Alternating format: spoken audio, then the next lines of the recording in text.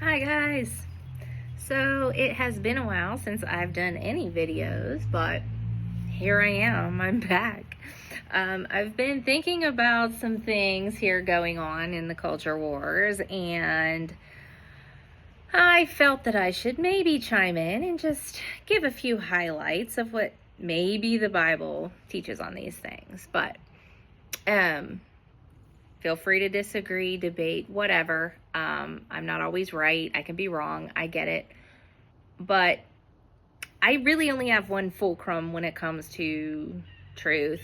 And I feel that truth should be applied to daily life, So anyway, on the subject of specifically like giving in the church and what are we to do with all of these people who are in need, which has always been an age-old question, but in our culture right now, we have the government shutdown and people without food and what's going on with all that, right? Because we hear a lot of voices and it's hard to differentiate, like, okay, what is truth? What is truth?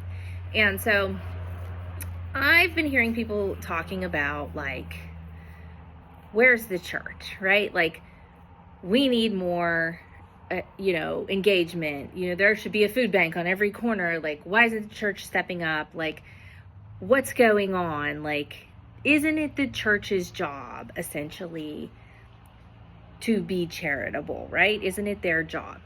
And I would agree, like, it certainly is more the church's responsibility to be charitable than the government's. I don't believe the government really has much of a place, and they have no right to take forcibly from some and then give it to others as they deem fit. That's not charity, right, guys? That's theft, right? So you can't take from someone by force and then give it to someone else and then pat yourself on the back like you did something charitable, because you didn't, right? But that's what we have. We have, for a long time, accepted that the government supposedly is responsible for feeding people who can't feed themselves or won't feed themselves for whatever reason. And there's many reasons. Some are legitimate and some are not. We know that. But yeah, the church has abdicated a lot. But we still have churches that have food banks. We have churches that have, programs for people, resources. That's kind of never stopped. So, and of course there's good churches and bad churches. So, I mean, that's everything, that's everywhere. But so my whole situation with this is just that, what does the Bible teach us about charity? What is the church's role?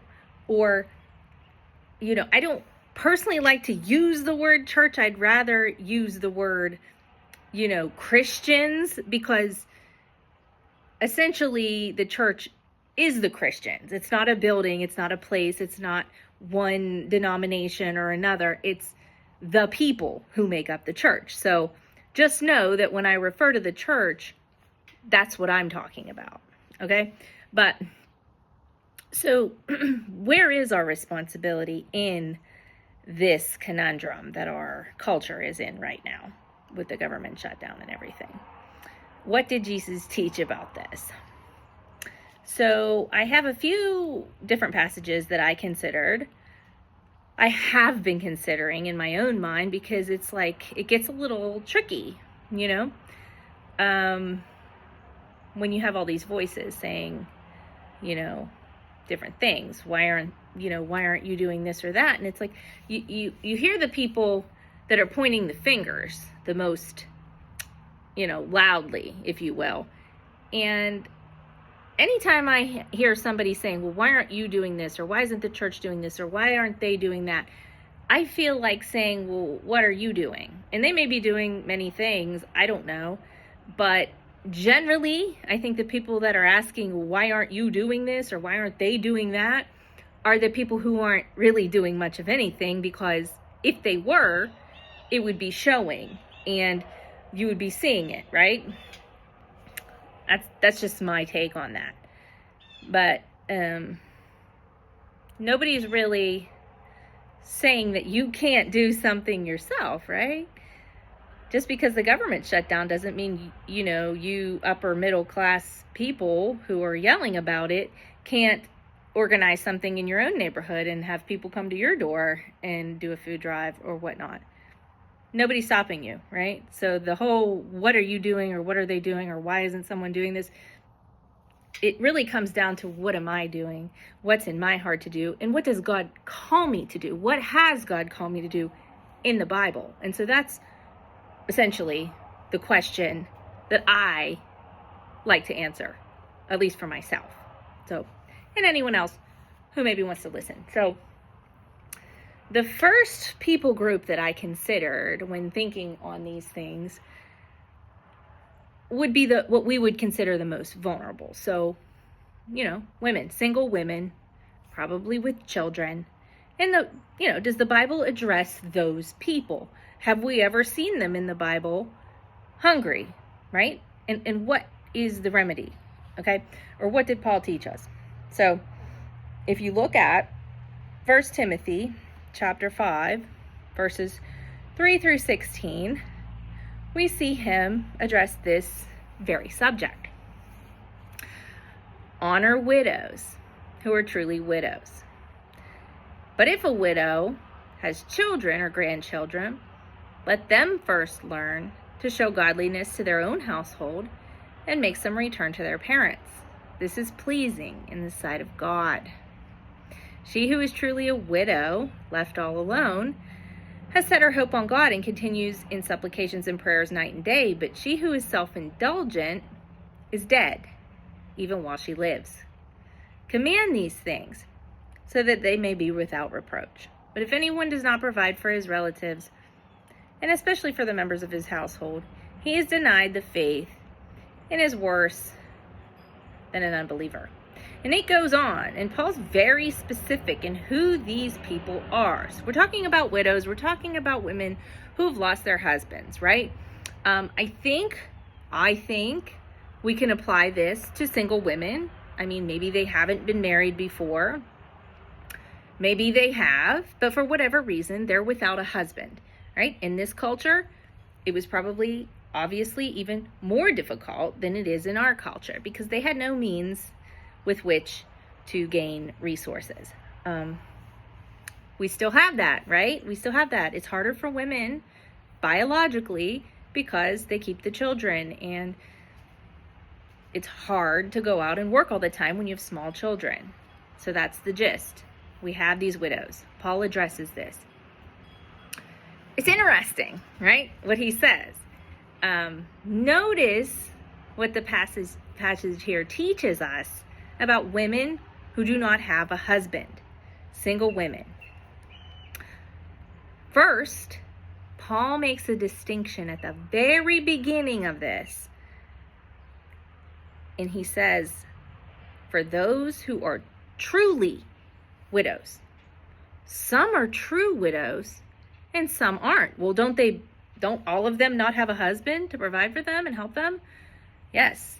None of them have a husband, but some are true widows and some are not. So he makes this distinction. I didn't.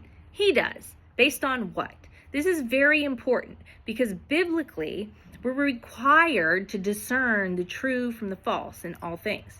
Paul wouldn't have made this statement if we weren't called to be discerning in who God expects us to be supporting, at least primarily prioritizing above others. Okay? He wouldn't have told us this if it wasn't important. And the reason is simple logistics remind us that we simply cannot give everyone everything all the time. We have to be wise with the resources that God gives to us. If I have children, right? I have 4 children, and my children are hungry, but 10 neighborhood children come over and they're hungry. What's my priority? What has God called me to do? Well, My responsibility primarily is my children. And once my children are fed, I may share with the neighborhood children, because that's charity. That's what we do. That's what we're called to do. But I'm not going to take from my children and give it to the neighborhood children and say that I did God's work, because nobody would, think that that was okay, right? Okay. So, and I don't know anybody who would sit down to dinner and have it forcibly taken from them by someone else and given to another group and them say, oh, that was good. I'm glad that happened. It doesn't work, right? So what's Paul saying here? So what do we do when we find these widows or these women in need, these single women have no husbands? Number one, Paul says, send them to family who can help them. Notice in verse 4 specifically, who should be helping, caring for, and supporting a single woman who finds herself in this position that she cannot provide for herself or her children? Her family. It makes logical sense. Send her back to her family. That's what Paul instructs. It's their job first. He even goes so far as to remind us that doing this pleases God. I bet we could apply this in our social setting and culture today. Send her back to her family. It's her family's job. And guess what?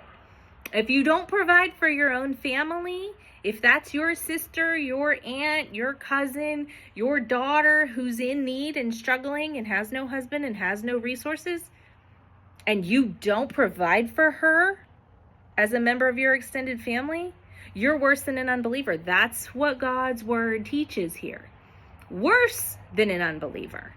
What's worse than an unbeliever? A demon, maybe? I don't know.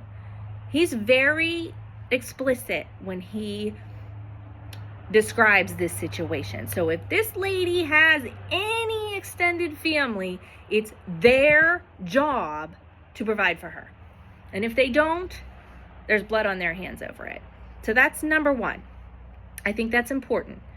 Number two, if the single woman, widow, truly has no one, she has no one, she has no family, she has no extended family, she has no one that can possibly help her from her kin. But he makes a big and here. It's not that she has no one, because there's a lot of people that have no one, right? Which is sad and unfortunate.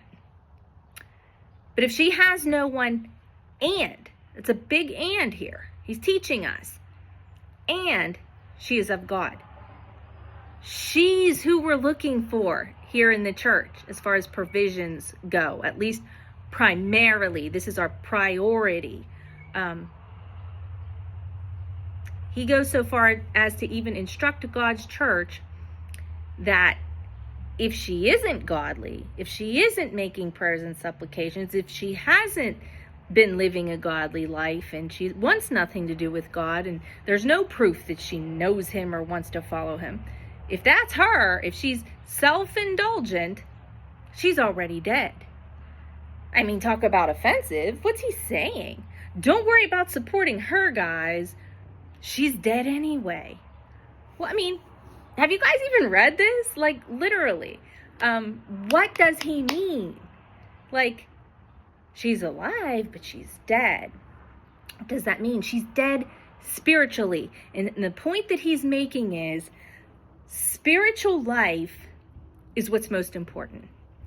And not only is it most important, but that's the whole goal of the gospel. That's the whole goal of charity. That's the whole goal of everything that we're doing to further the gospel. It's to bring people into relationship with Jesus Christ and for them to be awakened spiritually.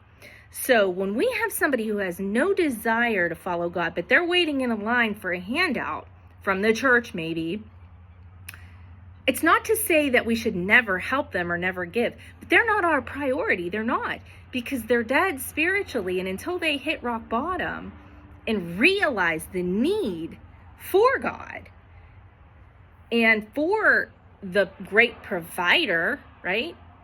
Then you can't help them. It doesn't matter how much you give them. You can give them everything in your pantry. You could give them money. You can give them whatever. And if their heart is not in a place where they're receiving the gospel or at all interested, if they're self-indulgent, it's all about me, just give me, everything, which is what we see a lot in this culture, that's not the person, okay? Paul says, I didn't say this. Paul says this. That's not the person. They don't qualify for this charity that the church is giving to single women. And there's a reason. The reason is they're spiritually dead, and no amount of material things is going to bring them back to life, okay? They have to figure it out that this is about more than food. It's about more than them. And then maybe they can be helped. But I think that could apply, don't you? Whoops, I dropped you. I think that could apply in this social context that we have, this cultural context. So number 3, in verse 7, Paul says to Timothy, his pastor, command these things. He's saying, hey, pastor, make certain that these things are taught and carried out in your church. That's his message to Timothy. And he even tells him why. So that they will be without reproach. Who will be without reproach? The single women that we're talking about, the widows. What reproach is he talking about? Well, Paul's instructions might seem countercultural and offensive and abrasive, or whatever words you want to place on it in our touchy-feely culture. He's obviously deeply concerned, not just for physical help for these people, but for the spiritual help of these people. But hold on, because we're about to go even deeper into the Bible's lunacy on all of this, right? Number 4, in verse 8, Paul reminds us that if we're not willing to care for our own family members, we're the worst kind of person, right? I said that. You're worse than an unbeliever, like even maybe a demon. Because why? Because your soul is far more important than food, right? Your soul is more important than food. So if you don't help and support your own family members when they're hungry, though, it's going to not go well for you spiritually because you're not in a good place. Why does Paul insist on making sure that his pastor teaches? He commands him to teach this. Why? It is extremely important for social, cultural, and community survival that each one of us takes care of our own family. That's the way it has to be, It's the only way there's ever going to be enough for everyone. We have to take care of our own. So I don't like these people that go to church and they're out busy doing all this and that, but their family's at home and they're not caring for their family the way they should be. What does that say? That's number 1. Number 1 is your family. And so if you've got one of these women that's in need of resources in your extended family and you're not caring for them, that's not good for you.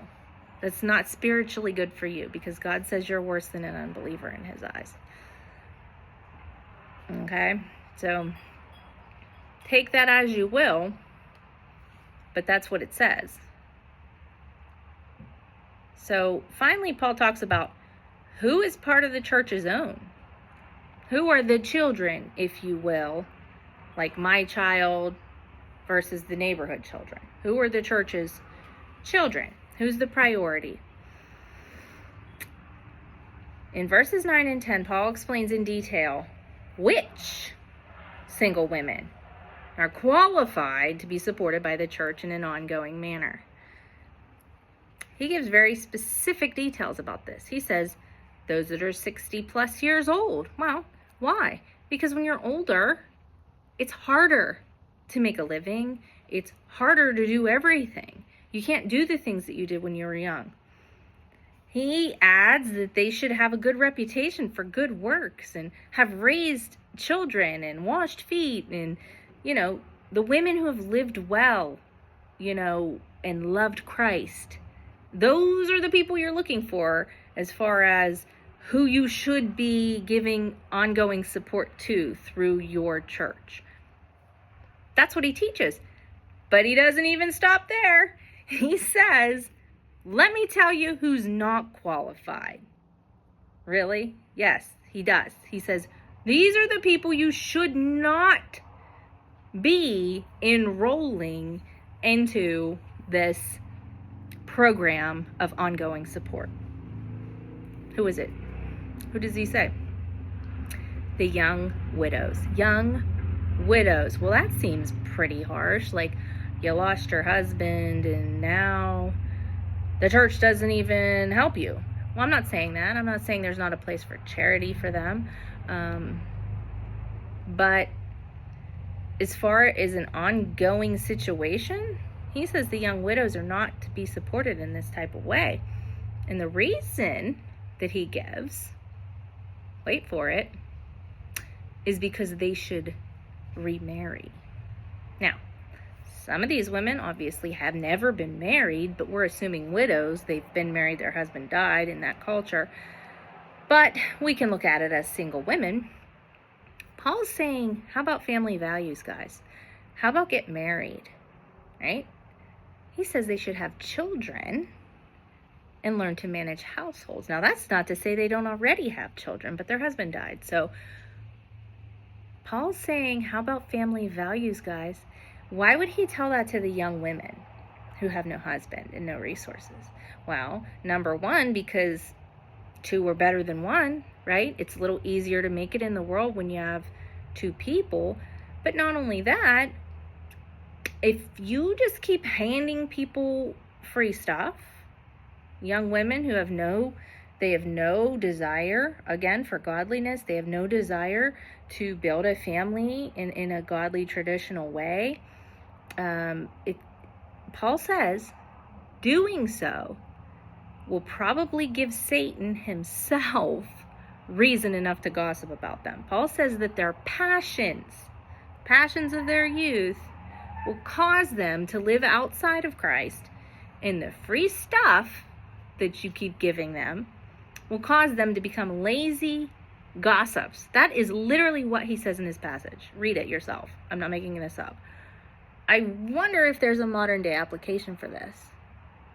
People don't teach this anymore. That's why I wonder if anybody has ever even read their Bible, because these things are very clear when you read the scripture, and they're crazy. They sound crazy to us, but it's the truth. Okay, so overarching theme here is Paul cared about spiritual realities, and he knew that enabling people with free material items would only serve to further alienate them from the truth, which is, what's the truth that you miss whenever things are handed to you? You need God. We need God. He is the provider. You need to go to him, right? Following him leads to life and provision. That's the overarching theme. Okay? So that's pretty good. I mean, that's some information on single women. Let's move on to men. Consider 2 Thessalonians 3, verses 6 through 15. I'm not going to read the whole thing, but you can. It says, now we command you, this is Paul, we command you, brothers, in the name of our Lord Jesus Christ, that you keep away from any brother who is walking in idleness and not in accord with the tradition that you received from us. Now, Paul goes on to talk about how they toiled, they labored, they worked night and day so that they would not be a burden to anyone. Now, these are men, these are the disciples that are going around planting churches. They are working, though, not only to advance the kingdom of God, which is the most important job, I would say, in the world. If you're a Christian, that's what the Bible teaches us, to teach the gospel. So that's our job. But they are working at like 9 to 5, basically, jobs. They're working night and day, he says, whatever they can do to work, because they're not going to be a burden. They're not going to take free meals. They're not going to take free food, because that is not what Jesus wants. That's not what he's teaching us to do. And so he tells them, be like us. Don't do that. And if anybody doesn't want to work, then they don't eat. And that's the reality. And why? Does he want people to starve? Does he want people to be hungry?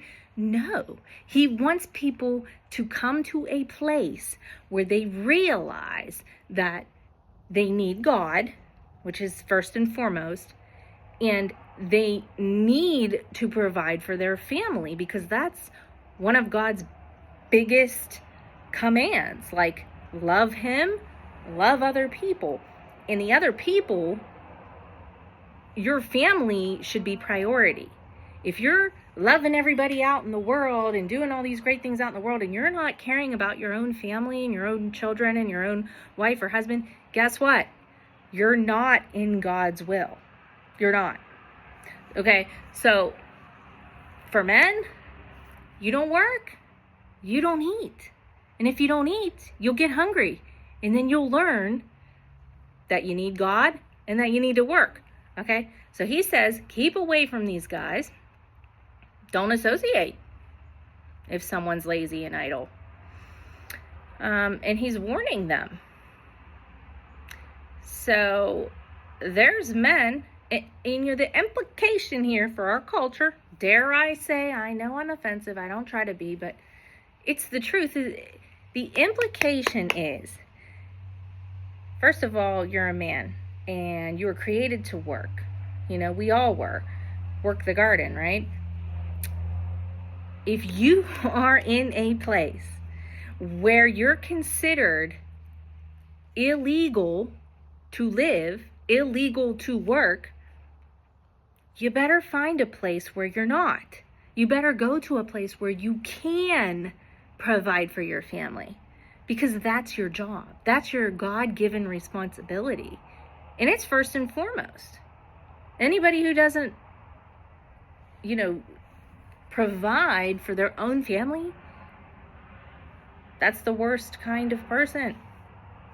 That's what he says here. So that's the implication for our culture. Lastly, if you look at John 6, when Jesus fed the 5,000, we got some hungry people here, right?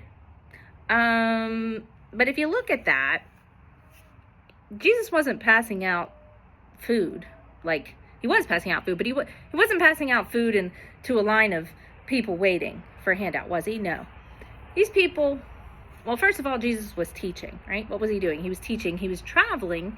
He went up to a mountainside, but this crowd, huge crowd, keeps following him. Why are they following him? Because they've seen him do miracles. Maybe some of them are believers. Maybe some of them are curious. I like to call them the bread crowd. I don't know. But these people are falling for whatever their reason is. They want to see the tricks. They want to see the magic. They don't know what Jesus is doing, but they want to they're curious, right? So his disciples come to him and they're like, look at all these people. How are we going to feed them? We don't have enough money. And Jesus is like, all right. He doesn't need anything. He has money. He has food. He could feed the whole world every day, but he chooses not to, which is interesting. But we'll get to that. So he sits them down. He finds a couple fish and a couple loaves, and he feeds them, right? Magic. Not really. It's God, but he feeds these people. And these people, note, were following him, okay? That's kind of important, because they weren't just standing in a line waiting. They were following him.